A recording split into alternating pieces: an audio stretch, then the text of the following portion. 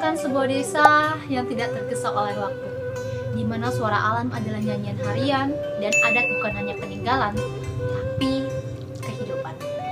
Selamat datang di Cipta Gelar, sebuah desa yang hidup di antara langit, tanah, dan warisan leluhur. Cipta Gelar bukan desa biasa, ia lahir dari perjalanan panjang masyarakat adat Kesepuhan Banten Kidul.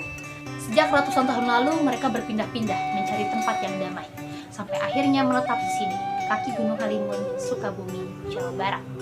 Tahun 2001, Cipta Gelar secara resmi berdiri, namun nilai yang dibawanya sudah ada jauh sebelum itu. Kearifan hidup dari Sunda Wiwitan yang percaya bahwa manusia hanyalah bagian kecil dari alam semesta. Di Cipta Gelar, alam adalah guru, sahabat, sekaligus rumah.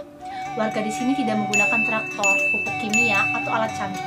Mereka menanam padi dengan tangan, membaca musim lewat tanda-tanda alam, dan memanen tanpa serakah.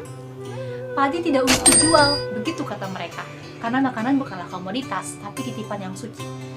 Setiap butir padi adalah doa, dan setiap panen adalah rasa syukur.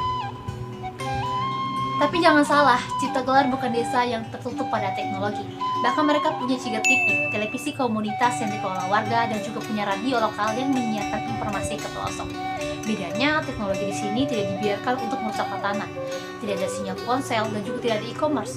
Mereka menyaring teknologi yang masuk hanya yang bisa untuk memperkuat adat, bukan menggerusnya. Sebuah pelajaran penting bagi kita, kemajuan tak harus menyingkirkan akar budaya.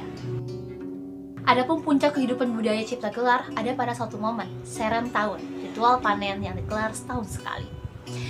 Ribuan orang datang menyaksikan, namun bagi warga ini bukan sekedar pertunjukan, tapi momen sakral untuk berterima kasih kepada bumi, langit, dan juga leluhur.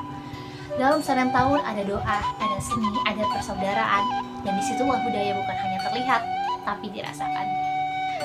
Abah Ugi adalah pemimpin adat Cipta Gelar. Ia penjaga nilai sekaligus jembatan ke generasi muda.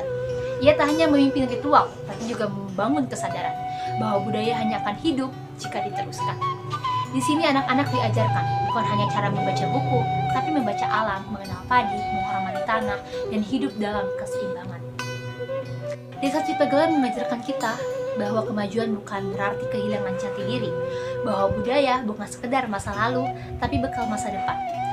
Mari kita belajar dari Cipta Gelar tentang hidup yang lebih bijak, lebih tenang, dan lebih manusiawi. Karena di tengah dunia yang semakin sibuk, kita butuh tempat yang mengingatkan kita untuk kembali ke akar.